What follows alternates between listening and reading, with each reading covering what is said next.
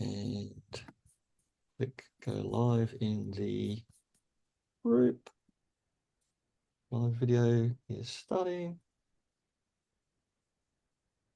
All right, so we are live. All right, so we are live in the Facebook group with Dan, Carlos, and our main man Mario here today. So, Mario, you are here to educate us all on AI today. We're going to have a chat Awesome. about the evolution of AI.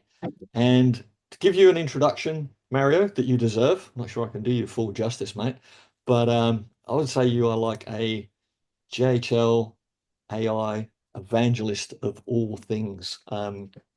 Work for HL Pro Tools as I guess is that kind of like your job title now, like evangelist of JHL? I'm not, So I am, yeah, no, I am the head of partnerships for HL Pro Tools. yeah. So And you have a very cool job. You go around.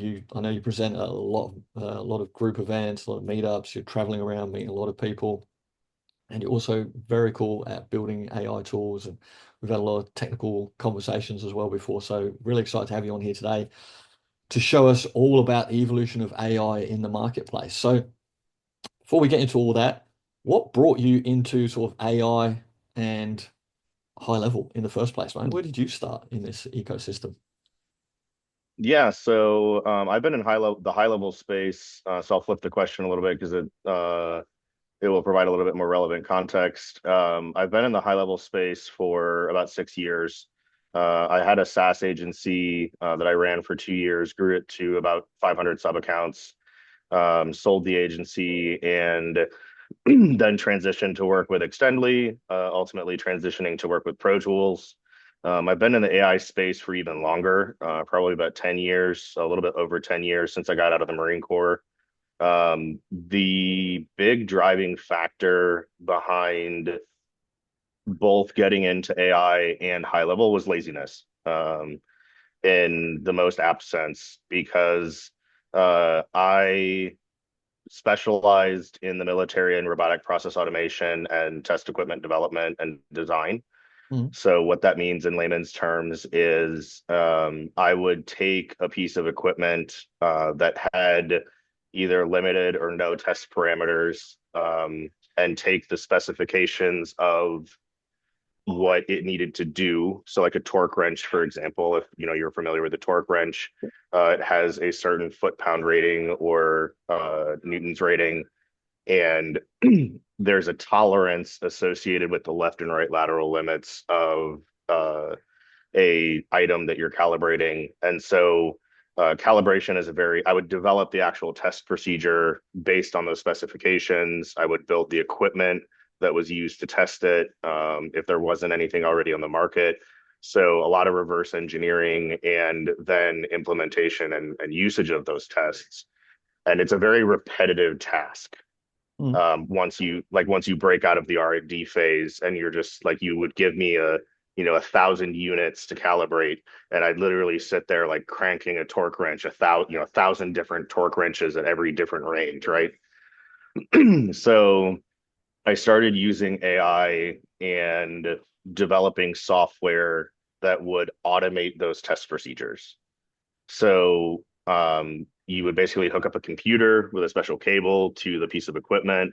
You'd then have a motor, and I'm using the torque wrench example. You'd have a motor that would, or a servo that would push the torque wrench to until the point where it clicks, and then provide the feedback loop would be the servo would notice a jump in movement speed, and then Mm. fire back saying, "Oh, it fired at this point. What was the foot pounds exerted by the torque wrench, right?"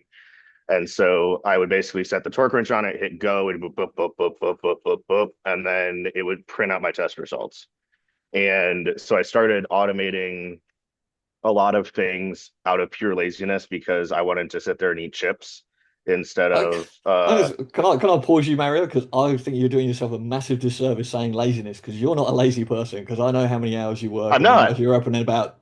Don't do yourself a disservice, mate. That's out of brains, mate. That's the literal definition of working Thank you. smarter, not harder, mate. So don't do Thank you. yourself I a disservice, appreciate mate. that. That's definitely not laziness, mate. That's very smart. I want to make like Give yourself Thank you. props, I mate. appreciate that. That's good. No, thank you. Thank you. So that led to I started a marketing company a couple years after I got out of the military, and we focused on what I called like holistic or spherical marketing, which is basically the principle that every facet of marketing and running a business and sales and operations, they all are interconnected in some way, shape, or form, right? Mhm. And so to work smarter, not harder, I started writing automated tools for things like writing blog posts and creating social media content and LinkedIn outreach and all these different things that were very time consuming from a human capital standpoint. And so my team was able to be like with 500 sub accounts or 500 different customers. Almost every single one of those customers were full service. So we would do their ads, we would do their social media, we'd build their website, we do their blogging, we do their graphics, and then we implemented high level, and that like supercharged what we had. And we went from, I remember, I think when I signed up for high level right when they first came out and were able to be white labeled. Um, I think I had like maybe like 75 accounts, and this was back in like late 18, early 19, 75 full service marketing accounts, and I couldn't scale any further without hiring more people. Yeah. And so high level with the automation back in the campaigns and trigger days, Yeah, I was which just for gonna those say of you that's that back. remember was like it's like caveman era of high level. It was like barbarians and we all had pitchforks and torches. It was terrible. And I started worst just when they were being not deprecated, but just when workflows started, campaigns and triggers were still there, and workflows were just being phased in oh my literally God. as I started. So I'm glad I missed those days. Whoever this is a nudge to Varun, Sean, and Robin. Whichever one of you had the genius idea of campaigns and triggers and breaking them up, because Infusionsoft was already doing like workflow style stuff, and you guys went the opposite route. Like bad on you. Like my life was terrible building campaigns and triggers, but much like the first car was, only went like 3 miles an hour, but it solved a huge problem, which was horses would get tired, cars don't. Automations at that level and the way that they were able to be constructed were solving a huge scalable problem for me. So I took my agency during COVID, we went from probably about 100 customers to like right close to 500 during COVID. We picked up like we had the opposite problem of everyone else. Yeah. We grew so quickly that the IRS was like, "So what are you doing?" And I was like, "Ah, shit." Anyway, so I sold my agency at one point and started working for Extendly. Took all of that knowledge and tools that I had built in the marketing company and became the director of support, and again was faced with a problem of scalability, right? So when you talk about running a support company, whether it's Extendly, Pro Tools, Growthable, Agency Support Group, whatever it is, we all have the same human overhead problem, and that is that customers demand a speedy response time and accurate responses. High level is evolving so quickly that you have to train people every single day, meaning you have to take a portion of your workforce out and get them to spend time training and then re-inject them in the eco stream and pull more people out and keep doing this right over and over and over again. And then on top of that, you're trying to grow your customer base, which means you need more technicians, which means you need more training, more managers, and all these other things. And I was like, man, if we had our initial iteration of the AI at Extendly that was built by the dev team, and it was terrible.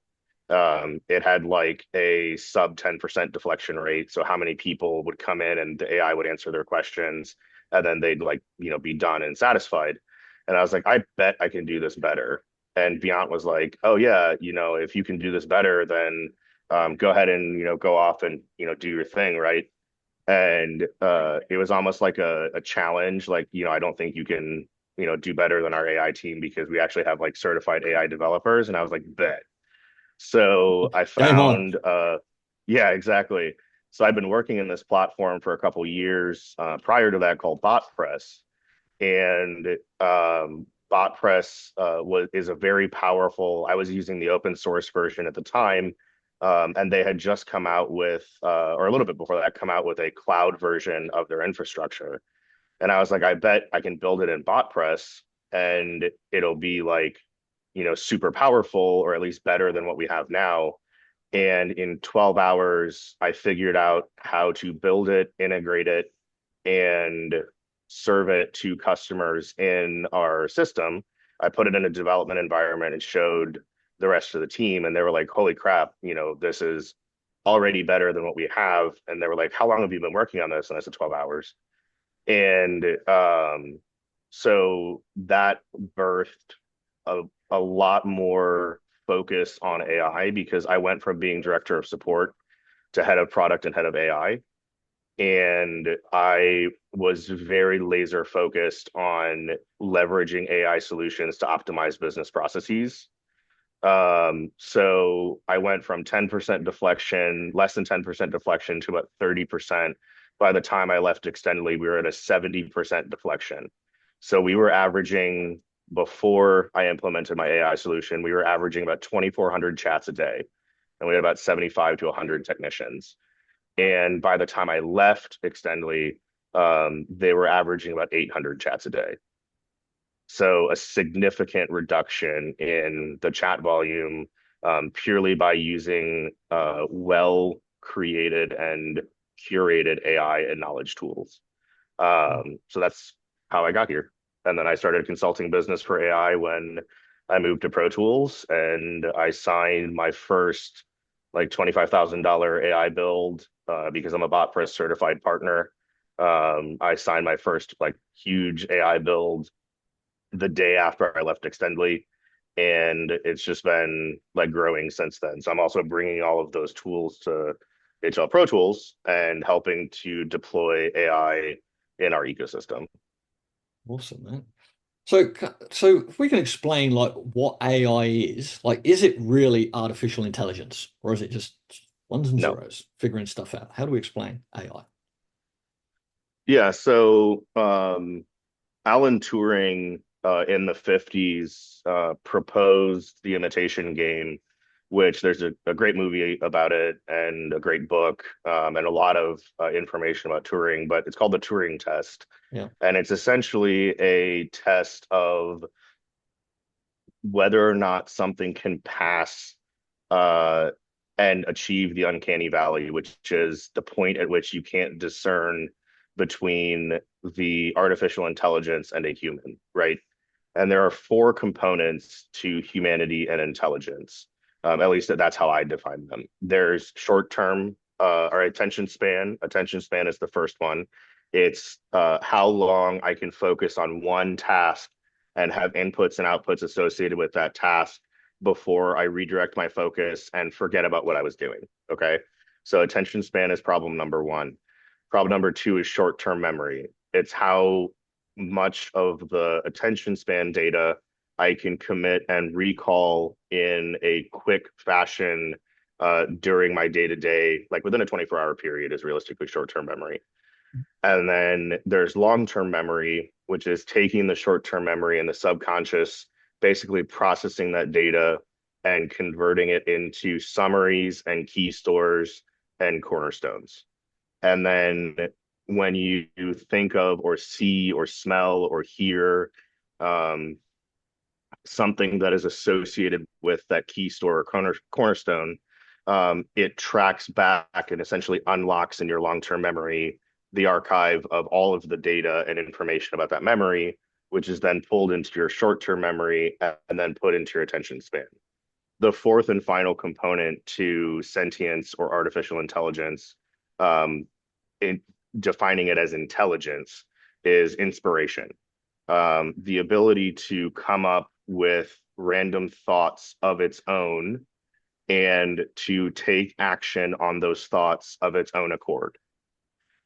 We have solved the short-term memory problem using knowledge bases and retrieval augmented generation.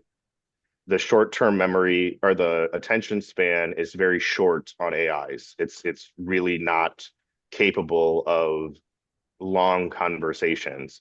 Nobody's figured out the long-term memory problem.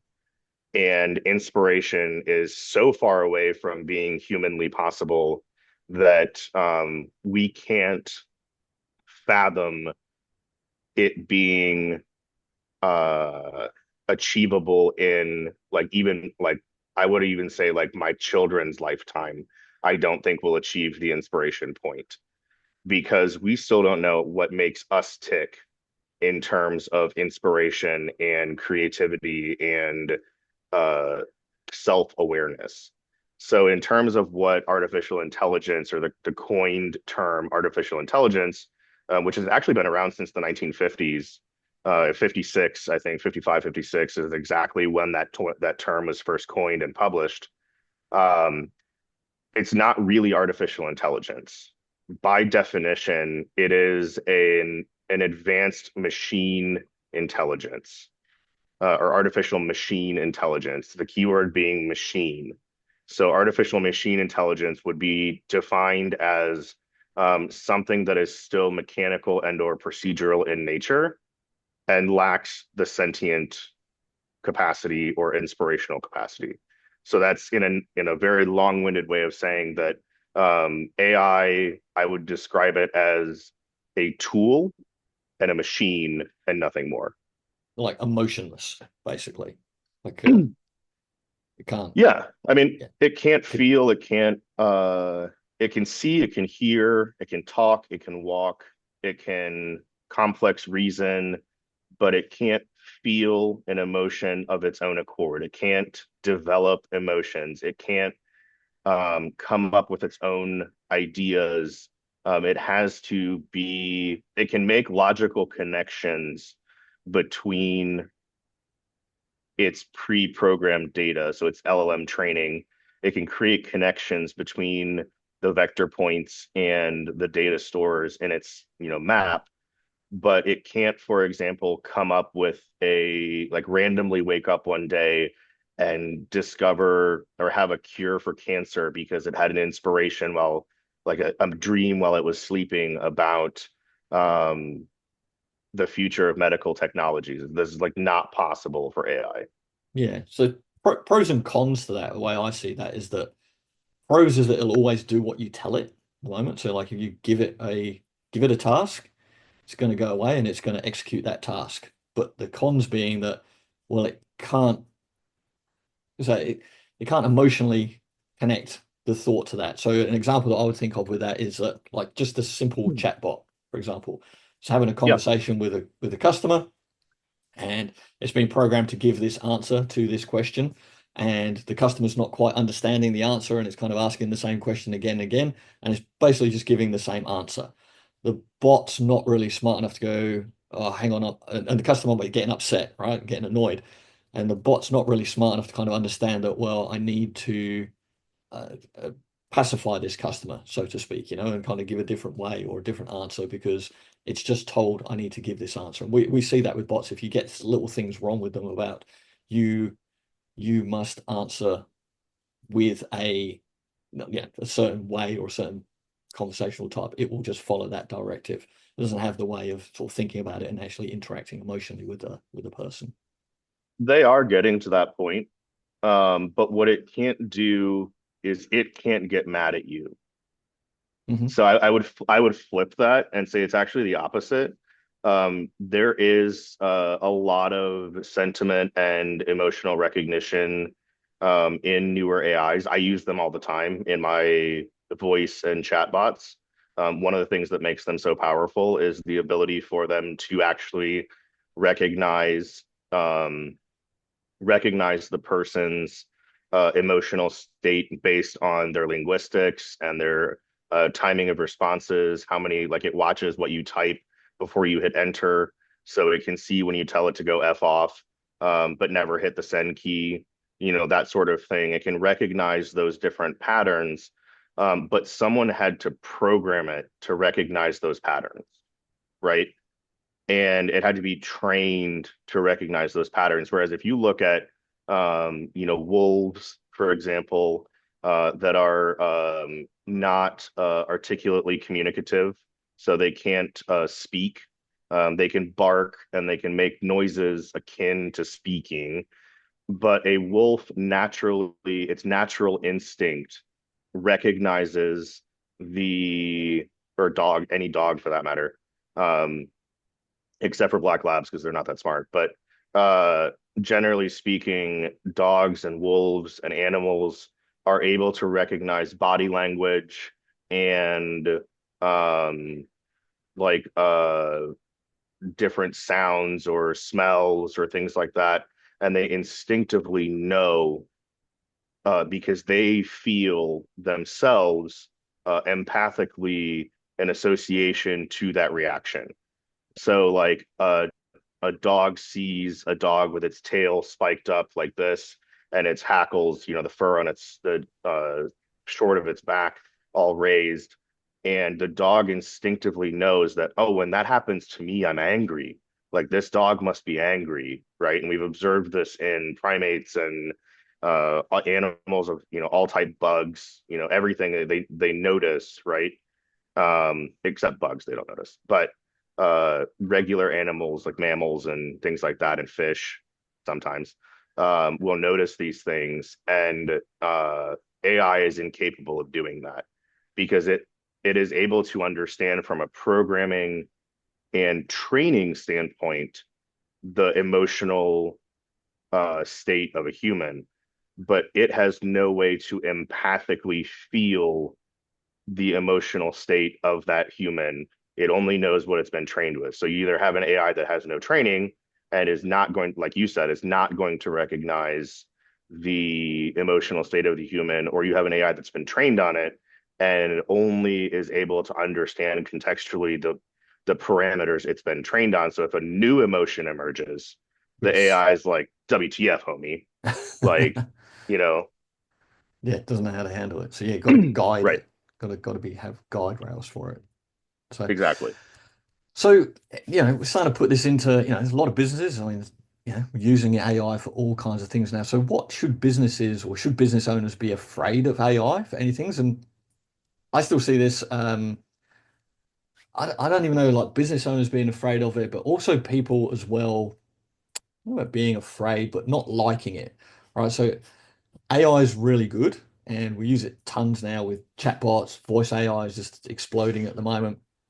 Still a hesitancy from people to use it in some businesses, and also from people. Like I did a test with someone the other day for their service, and we were just going through. They've got a product, and I was just going through some stuff with them. We used their chatbot, and then they had a voice AI call me afterwards to Hmm. book an appointment. Worked amazingly well, seamless, answered all my questions, but made the phone call to ring me. And that phone call, for me personally, right? Some people love it, some people don't. I'm still one of the people that I don't like voice AI talking to it. I'm just like, there's still that little tone to it. And the fact that I'm talking to a bot that's answering questions, I just don't want to have to talk to a bot.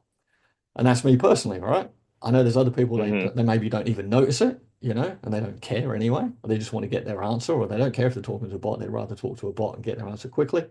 Um, so what do you think about business owners being afraid of AI in, there's various degrees of that, of like taking over jobs, like losing stuff, or um, customers not liking it, or finding out that they're maybe talking to a bot, if they're not actually being upfront. In some cases, people are trying to pass bots off as humans, which I don't think is a good idea right now anyway. Yeah, it's a terrible So idea.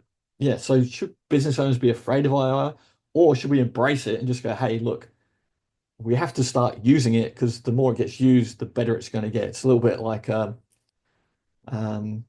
think of this with like electric cars, right? We're getting an electric car shortly. I do not believe that me getting an electric car is going to help save the planet in any way, shape, or form, but there's a reason we're going to get it because it will help with saving fuel and stuff like that. It'll be cheaper for us to run. And I do believe that if we get an electric car, well, then there's more of them out there, and they will make them better and better and better until we can get to a Absolutely. state where they're a replacement, right? But it's not a perfect solution right now.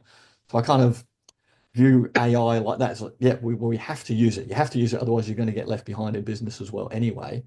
But yeah, what would you say to business owners that are kind of afraid of it, customers that may not like it? How do you manage and handle all those things? Yeah, so I mean, at the advent of so AI, again, having been around since the 50s is not a new technology, right? Um, it is it is much like the advent of the computer, the cell phone, the internet. Um, Wireless communication has been around for centuries. Um, like the Industrial Revolution, the assembly line, different manufacturing processes like 3D printers. There are always people who are going to resist change, right? And I mean, I know you're old, Gary, so you probably remember like the briefcase cell phones, Thanks, mate. yeah, you're welcome. Actually, I think we're like close to the same age, but the briefcase cell phones that you carry around, and that I was, do, mate. I do remember the yeah, bricks. Yeah, exactly. yeah, I know. And people hated them, and it was like, oh, it was only for the rich, and it was only for the traveling salesman, and it was a frivolous purchase, and it was never going to take off or evolve. um they thought that airplanes weren't going to be a thing, and blimps were going to be, the like the Hindenburg was going to be the next method of air travel, and people were so resistant to change that they got left behind. And the way that technology evolves is not a linear uh, path. It's an exponential curve. So it looks more like a hockey stick, right? It goes like Mm. this. Yeah. And so we're at the point where it starts off slowly, and that's, the 50s to probably about 2010, I would say. And right in 2010, around 2010, 2008, 2010, somewhere in there, when the processing technology in computers got fast enough to run a cell phone, and it was able to start processing AI applications effectively in its very infancy. Like these are like not even like two cells together. Like if you think of like in the context of the human evolution of sperm to adulthood and being geriatric. Um, this is like the equivalent of like pre-fetal stage in the 50s all the way up to 2010. And then it became a fetus and then a baby. And now it's exponential growth and evolution is we're hitting that hockey stick. So I was on a radio show the other day, and I was talking to the gentleman about where we are in the world and time, and how we are privileged to have the experience of what is equivocally an industrial revolution level uh, iteration in technology and history. Mm. So what I tell business owners when they say they're the very long-winded to say a winded way of saying what I tell business owners is you're going to get left behind. You were the same type of person who would have been resistive to using the calculator, and you wanted to use the abacus, or Mm. you were the same type of person who was resistant to use the internet and the computer because you thought that someone was going to uh like melt your brain or something like that, right?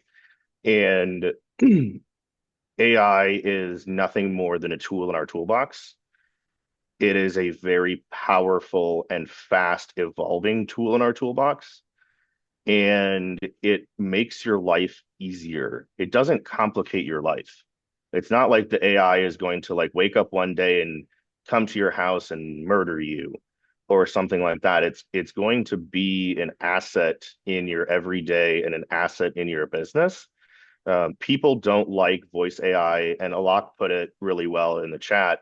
Um, People didn't like IVRs when they first came out, but now we use IVRs every day and we hate them, but we still use them. And I prefer talking to an AI voice bot because I don't have to listen to it mouth breathe in between sentences. I don't have to listen to it cry because I called it an idiot. Um, I get answers that are more accurate. And when it comes to chatbots, for example, I prefer interacting. And I was one of those people that hated AI chatbots. I built them but I hated using them.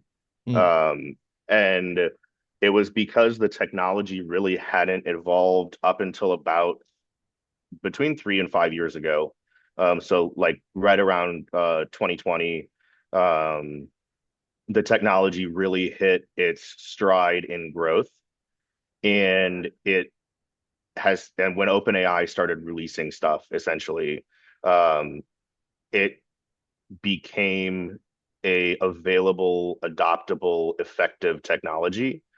And now you can't, in a lot of cases, you can't tell that my AI chatbots aren't human, except for the fact that it's always telling you the right answer and it doesn't take forever. So Yeah. I prefer now to use AI chatbots and voice AI bots because it can retain more knowledge. It gives me faster answers. I don't have to listen to them mouth breathing, and I don't have to worry about whether or not it's having a bad day. Yeah. Like it's always there. That's definitely valid. I agree with all that. It's like it's one of those things where it's like, yeah, it's personal preference, but you're gonna have to use it at the end of the day or get left behind. And just adopt that stuff. And it'll be really interesting to see where it goes because I think there's people that are terrified right now of going, oh, it's gonna not the business owners so much, but like people in jobs, like where is it going to change? Like jobs are going to change massively. Like driving, for So this example. At some point, that's going to be a thing of the past because just trucks will just be automated. Like there won't be truck drivers.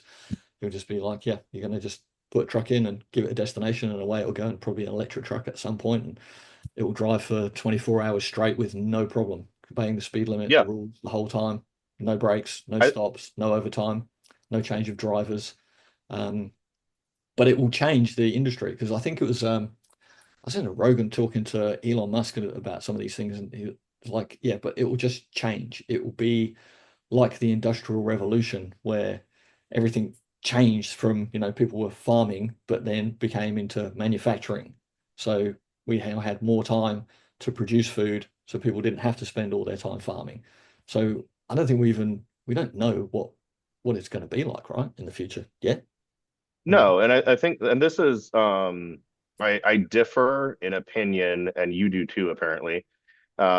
We differ in opinion than most people. Most people are under the opinion of this is going to take everyone's jobs, and everyone's going to be poor living on the street because AI is going to run our world, right? A total dystopian future. Yeah, I don't think Um, so. Yeah, but look at the production of application specific integrated circuits and video cards. NVIDIA's market cap has far superseded anyone else. They're the richest company in the world. They are generating jobs by the thousands every week. And when you say that a job, so Alok just posted in the chat that 92 million jobs will be displaced in the next 5 years. That's exactly right. That was the point I was yeah. waiting for, is it's going to create 170 million. Now, are you going to have people who are left behind? Yes, but it will be by choice and purely by resistance to change. And it's that old curmudgeon that refuses to use the cell phone, because even nowadays refuses to use the cell phone, you know, gets left behind by all of his peers, left behind by his family, essentially, in life, because he refused to adopt a new technology. The people that adopt AI are going to find new jobs, new ways to train themselves, because that's the other thing about AI, is that it will teach you how to do something. So you can ask it, like I use AI and a combination of AI and YouTube. That's how I learned all of this stuff. Mm. Like I didn't go to school for any of this. I'm an electrical engineer.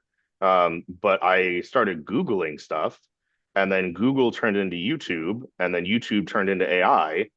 And now I have this amazing knowledge pipeline that I can literally learn, from how to ride a motorcycle to how to build a complex artificial intelligence and train an LLM, which is a very complex process. I can learn how to do all of that either through AI or through YouTube.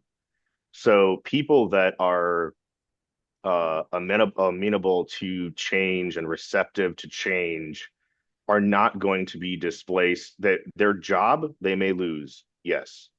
They may be forced out of their position or their specific employment category because that job was replaced by AI. But they're likely, if they're receptive to change and willing to learn something new, they will find a newer, better, higher paying job that supplements. Yeah, and that's a really good point, Alok. Horse carts and horse breeding and the whole industry around the horse and buggy died at the advent of the car, but all of those people started making gasoline in cars and got rich, you know? It So, it's change. And what's interesting, right? So we're having these conversations, right? So like I grew up in an era before the internet, right? Didn't even yeah, exist. But yep, then it came along, so we adopted the internet. Now the internet has changed a lot. So it's interesting for people that are around my age, right, who remember all this. It's like a non-technological time, effectively. Like we didn't really have much hmm, technology. In black and white TVs, I think color TVs were around, whatever, but black and white TVs were the norm. Um, so I think people around our age who are, we're in the forefront of developing all this are kind of going, oh, where's it going to go? And how is it going to develop? And, we remember a simpler time or whatever.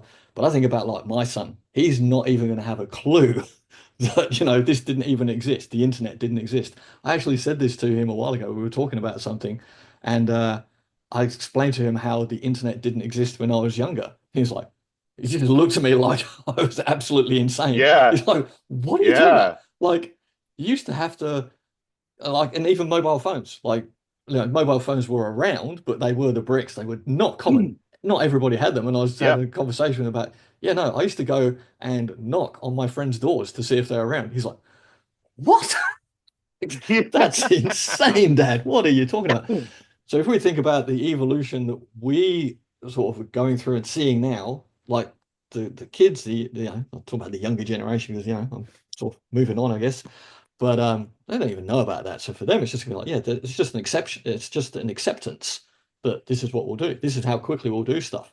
We can bang out new technology. We can design and build new ideas like that. I mean, even something. This was thanks to you, Mario. You shared something a while ago about Lovable that you've been yeah. playing with, and And I can program, but like I'm an absolute hack, right? Like I used to program buildings and stuff, but my days of programming kind of passed. I don't really do yeah, programming per se. I'm definitely not a developer.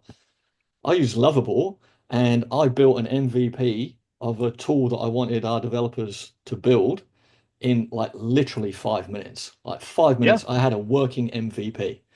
And then I just did a little loom and said, hey, this is what I want. Make it look better, do this, do that, and improve on it. And they actually like emailed me back like, how did you build this? Like, Yeah. because they know my skills and where my skills are and where my limitations are. And they were like amazed. I was like, yeah, look, I just did this. So the speed for me to communicate my idea was just Hmm. elevated massively as well. Because otherwise I'd have had to, write a doc, make some screenshots, do a loom, explain something, whatever it might be. Where it's like 5 minutes, there's the MVP, do a little loom around that, and in 10 minutes, like my job is Now, done.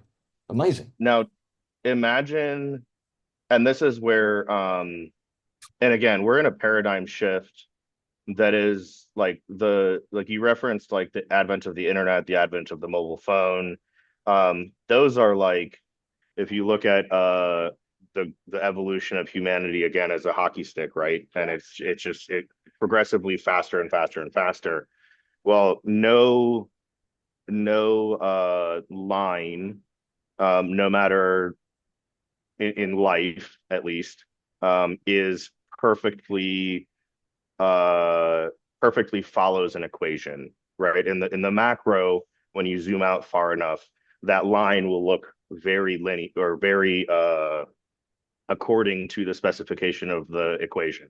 Mm-hmm. But when you zoom into the micro and you look at smaller time segments, right?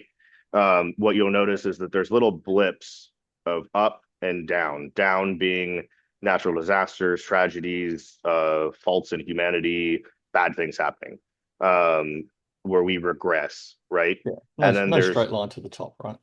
right, there's spikes, which the spikes are developments in new technology. They're positive world events, unifications, new emerging technologies, things like that. Um, and we were relatively flat until the Industrial Revolution. The Industrial Revolution was a massive spike that leveled out to being a faster upward curve, right? AI, or the advent of the cell phone and the internet, were spikes, but they weren't big spikes. If we thought the Industrial Revolution was cool and we thought that the early 1900s were a big deal and manufacturing became like, you know, able to, like, it brought manufacturing the ability to produce widgets to everybody. Yep. Like, you just set up a manufacturing process and now magically you can mass produce this widget. Um, AI is going to be a order of magnitude greater, is actively an order of magnitude greater than the Industrial Revolution. It is the advent of AI and the development to the level it is right now is going to be such an influence on the evolutionary curve that we'll likely see it go from being like, here's pre-industrial revolution, here's industrial evolution, here's AI. And we just go straight, like straight to the top. And the reason is because AI, much like manufacturing, produces components that feeds manufacturing operations that produce more efficient components that continue feeding manufacturing operations. It's just an endless loop of greater power in manufacturing.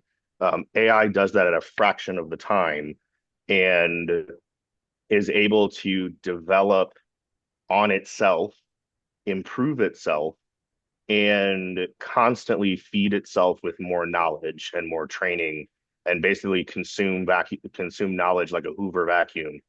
It just sucks everything up, and then it leverages that knowledge, creates interconnection points, and becomes even more powerful, right? A really quick example, you mentioned that you prototyped an MVP in Lovable. So I too, once upon a time, was a software developer when I was a kid, and I got into the military, really stopped developing stuff. Um, got out of the military, like I said earlier, started building RPAs, robotic process automations, leveraging AI in a small footprint to basically just automate, tasks and quality of life. And I haven't really, like, I can read programming languages and I understand them architecturally and theoretically. But if you ask me to code an app from scratch, I'm gonna like, it's just not, it's like speaking Spanish for me. Like, Yeah. I'm gonna use the wrong words. I'm gonna be, and in that case, you have to troubleshoot it and all this other stuff. Well, I'm building an app at the moment that I can't really tell you what the app is doing yet. But I will say that it's a very large application that will have some pretty intense ramifications on a bunch of different industries leveraging AI. And I started this project about 5 years ago, and the technology, as of like a couple months ago, just caught up with the theory of what I wanted to do. And so I'm presented with a problem of, I don't have a lot of money. I'm not rich, right? I get paid well, but I'm not like rolling in dough. And so I can't go and seed fund an AI startup with $1 million and hire a bunch of developers and build this prototype application to then get more funding and grow this business.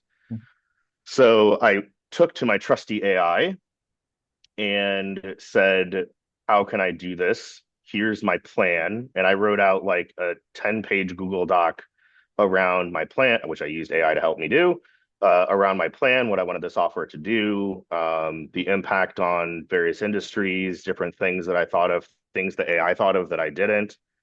And I started this project officially last week. I kicked off Content Cortex, the actual development of the application. Uh, I did have a seed framework that was provided to me by the company that produces the technology that I'm using, which was like 100 lines of code. This very small, like rudimentary caveman tool of an application. And in about 48 hours, I had taken that and it became 1,000 lines of code using AI and some programming on my part because I broke off my programming dust and started getting my fingers, developing again.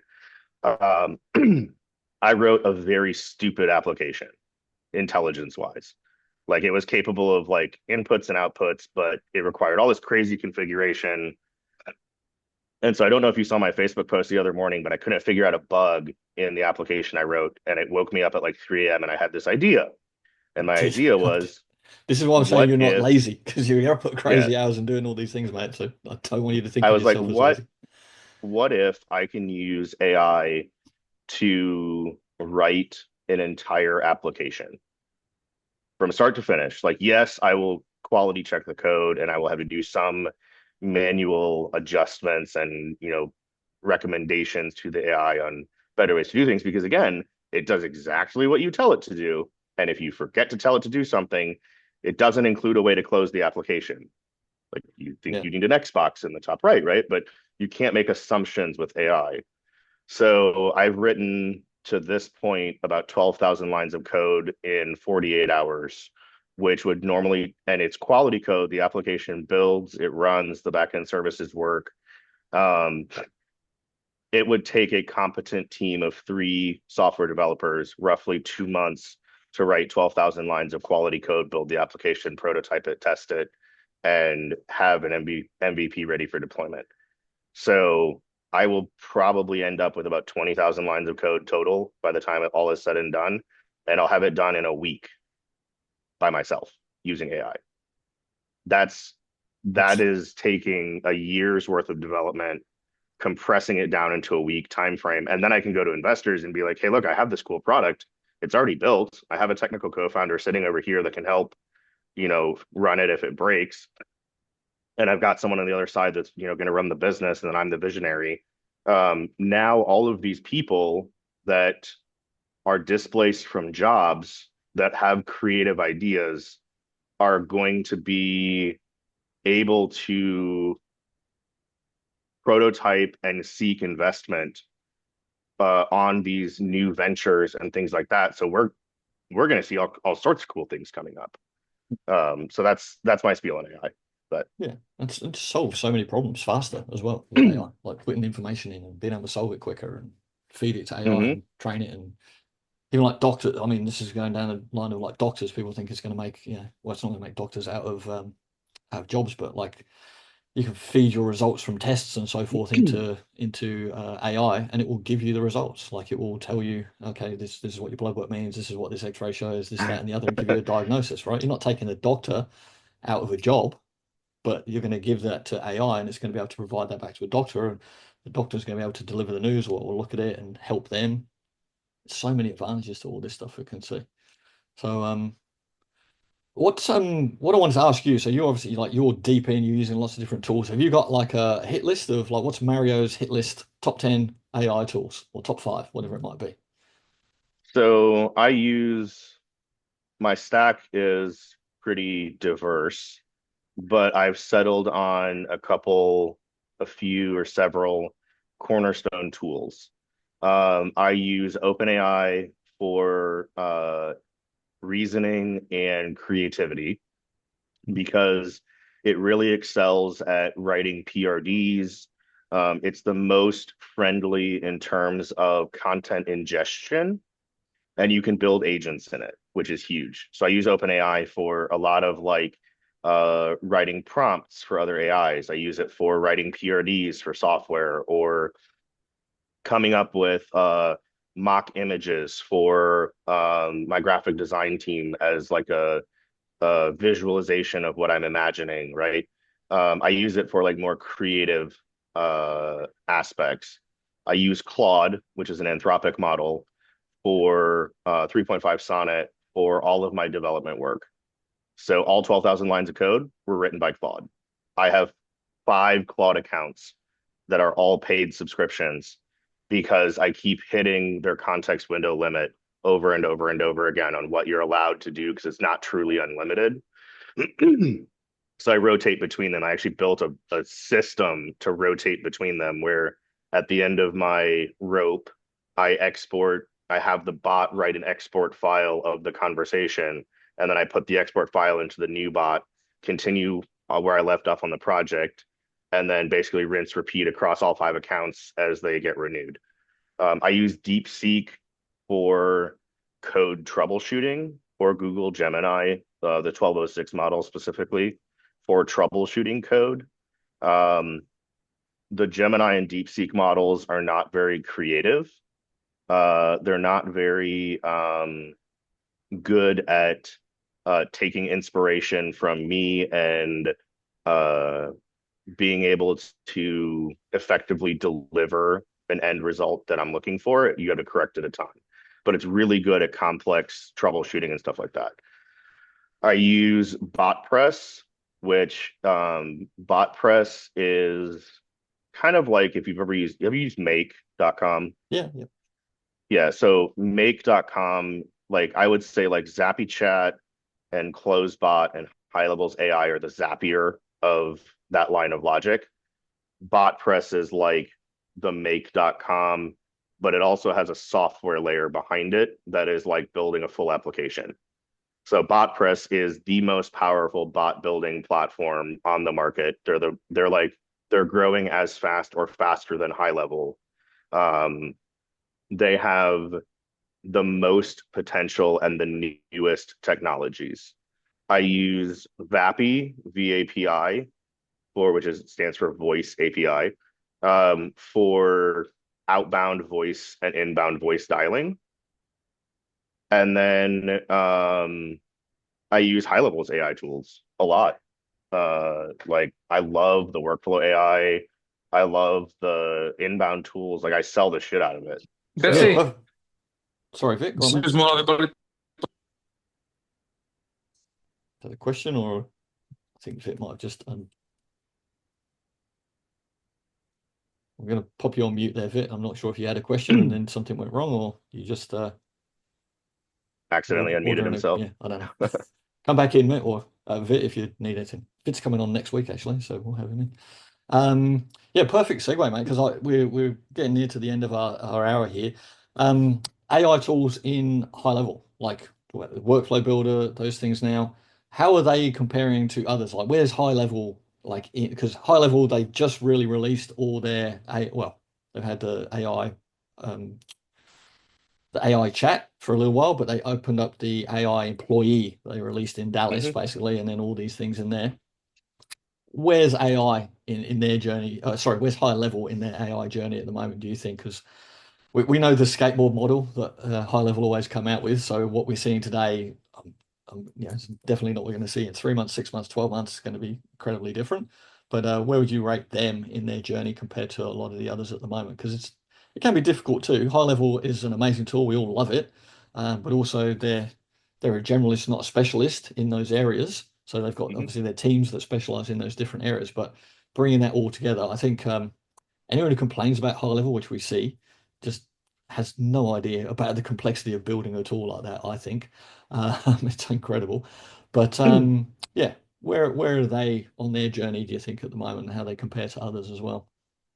Yeah, so if you put it in the context of the skateboard model, High Level is about an automobile at this point. Mhm. So I would classify like bot press as like a jet engine or a rocket ship, and High Level as like a two-seater plane or a fast car. Um, I don't know about you, but I personally couldn't fly a jet engine or a rocket ship. I might be able to learn how to fly a two-seater plane or drive an automobile and have a use case for both. And I think High Level's state right now is ideal for the average business owner or junior agencies. Like it does exactly what it's designed to do, nothing more, nothing less, and it has a low error rate. It's not hard to build. I can set up a voice bot, and I shit you not, about a minute and a half, I think is what I've timed it down to. Someone speed clocked me on one of my AI calls and bet me that I couldn't do it in under 3 minutes. And I can set up a voice AI bot soup to nuts in about a minute and a half to 2 minutes. Um, it's really the perfect tool to sell small business owners. Now, agency owners or more complex businesses are going to need tools like ZappyChat, CloseBot, Capri. More enterprise level customers are going to need stuff like BotPress and Vappy, that are much more technical in nature and Mhm. not nearly as user friendly.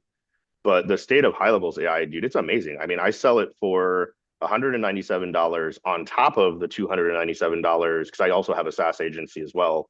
And it's really like friends, family, and people I meet at bars that need help with their businesses.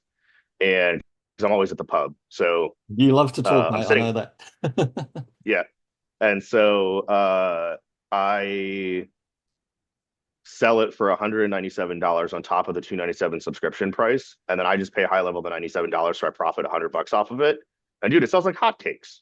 Right.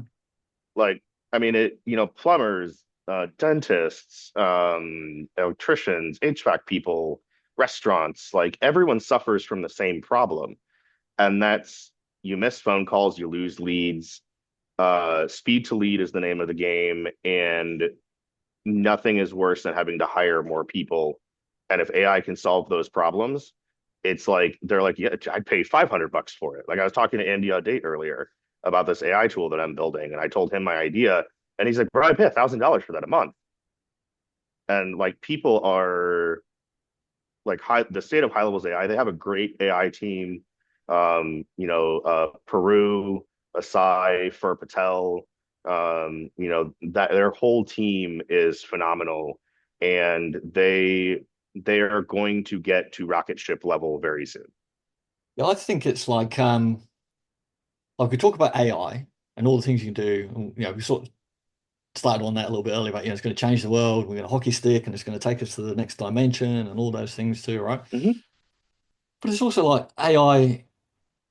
I mean, it can be quite simple, right? We just need to implement a couple of simple things. And well, 100%. I'll give an example of like a simple thing with like one of our clients. They took our tool for SMS, the AI bot that we provide with that, and then they plugged it in. They did a DBR to an old customer list that they had of about 2,000 people, and they got 167 appointments come through within 4 or 5 days, whatever it was. The AI bot just took over the conversation, booked them in conversationally into a meeting. So now that person has their calendar full for Yep. weeks, basically, right? They were super happy. And they messaged us about that. They posted in our group, said, hey, this is amazing. This is what I've just done. And then I was having a chat with them personally about it. And they said they just can't believe that because the saving for them, if they had an appointment setter, they said it would Yep. take an appointment setter in Australia would have cost them $80,000 per year, Australian, right?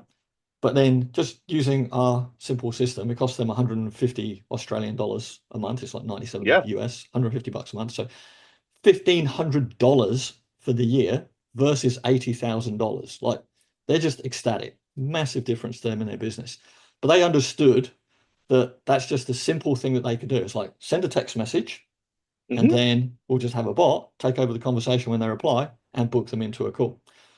So I don't think people need to be terrified and just go, oh God, what am I going to do with AI and how am I going to make my life better? I'm not using AI to its fullest. Like I'm not. There's a lot of times I kind of forget to do things with AI or that I have a task to do.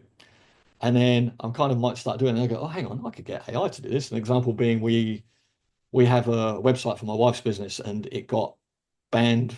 Google Ads got banned because they didn't like some of the wording in there. We were going to Yep. go through just do a control F find on the pages and find what this word was. And I was like, why don't we just tell Chat GPT to crawl the site, find the word, tell us where it is, put that in the Yeah. table, and then we can go through and give us a link to that section and just we'll make Chat GPT. So that's what we did. But I was about to go down the path of like doing my old fashioned way of like site colon URL, look for the word in the page. Yep. um, so just Yep. remembering the things that we can do to make it easier.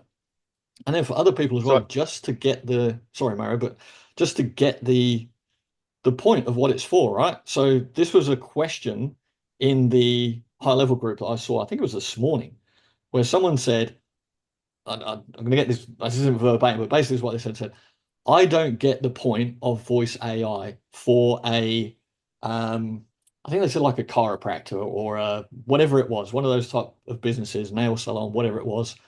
I think it was chiropractor anyway, because they need a receptionist anyway to meet the people and let them in to the business, right? Sign Hmm. them in, whatever. And I just replied in there because I said, well, but what happens to those phone calls while the receptionist is dealing with the customer in the foyer? Who's answering the phone then? So I think people just need to think of those little uses, and it's remodeling and rewiring our brains to go, okay, well, this would just make things a little bit easier. It doesn't have to be super complex. It can be it can just be one thing that they do. That's what I think people should take away is, look, well, what's the one thing I can do? Will just take me a little step further closer to make life easier. The biggest thing, and I know that we're just up on time, so the biggest recommendation to get started in AI that I have for business owners and consumers alike is there's this little function when you go to pay for the subscription. First off, don't be a cheapskate, pay the $20. It's worth the $20 a month to have a premium subscription to OpenAI. If you don't, that's fine. But OpenAI lets you set the search engine in your browser to be OpenAI. OpenAI is released to the internet and it's able to do a Google search for you. And Mhm. I can't tell you how many people suck at doing Google searches. AI understands what they mean and does a better version of the Google search. So start by switching your search engine in your browser to be the OpenAI search engine, and it is game changing. I could not live without it. I don't use Google anymore except through OpenAI because I can feed OpenAI as much information as I want. It will distill it down into a list of small Google searches, do all the Google searches, and then return me the data in a structured format. So you can ask it, like, instead of Googling, how do I cook chicken? You can say, I want chicken that's delicious, and I want chicken that's savory, and I want chicken that's a little bit salty, and I want all these different things. And you plug all of it into OpenAI, and OpenAI will find you the best chicken recipe that matches what you're looking for. I'm gonna have to It's try that. amazing. I'll admit, I haven't done that. I'm gonna try that after this. I have not Yeah. done that myself. So yeah, I'm still Googling away. But I'm pretty good at Googling. I've been doing it for a while. All right, awesome. Thank you so much, Mario. Thank you for coming on. Tell everybody where they can find you, if they want to go to HL Pro Tools, where they can find you. I know you've got like a bit of a world tour going on where you're going around. So how do people connect with you, connect What's with HL Pro Tools? Give them out a plug. Yeah. Yeah, absolutely. So my link tree is the best place to find me. It's just link tr.ee/ my name, Mario Aldayuz. So I'll Do you drop it want to in the put it Zoom up chat. and So you, do you want to put it up and just share it on the screen? Do you mind doing that? And you can show the link. Is that okay? And then if anyone's watching this, they can yeah, see it. We'll put I'll grab that link. yeah, We'll put this with the video when it gets published as well. So wherever you're watching this video to, it will be in the description somewhere. Right, great. I've got that, mate. Perfect. yep. So it's right here. It's just link.tree at or / Mario Aldayuz. You can grab my contact info. Yes, it's my real cell phone number. Don't call me without telling me who you are. I will never answer it. You can peep all my affiliate links. So you'll see I have my CRM prominently featured on the top of my link tree or close to the top of my link tree. You can see all the other AI tools I use, like White Label Suite, UpHex.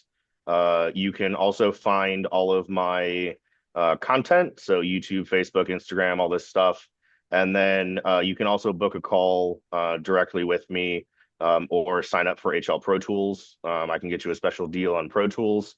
So for anyone interested, that's what you would find on my link tree. And I hope that if you have questions about AI or are struggling with your agency, I do a lot of coaching calls, a lot of it free. I'd love to help you with your business and learning about AI. So, Mate, thinking I've seen you many times. People have got a question and say, I'm stuck with this. Can someone help me? And many times I've seen you say, hey, yeah, look, if you're free now, I'll jump on a Zoom with you for yep, 15, 20, 30 minutes, no charge. So you do a lot for the high yep. level community as well. So thank you for that, mate. Thank you for coming on. Vit, we've got you here. Just while I have you here, mate. Vit, you're Hey coming in guys. next week. How are you, Yeah, buddy? good mate. Yeah, sorry, not sure what happened before. I was talking to my wife and I'm just doing stuff. So yeah, That's all right. excited to be speaking next week for sure. Thank you, mate. We look forward to having you on next week. We're going to be talking about systemized snapshots, how to put them all together, workflows, and Cool. lots of information on that. So I'm trying to live up to your skills of putting together lives and stuff, mate. You've sent me all your information. Speaking of that, I was hoping if I could pick your brain after this, just before you drop out, like uh, I'll For put me, together a bit of yeah, I'll put together a snapshot for next week for you. yeah, perfect, mate. Well, I've got to chat to Mario quickly after this, but I'll message you and we'll catch up, mate, if that's all right. Separate time. Sweet. Thank you so much, Mario. Appreciate your time, mate. Take Cheers. care. See you, mate. Yep. Bye. See ya.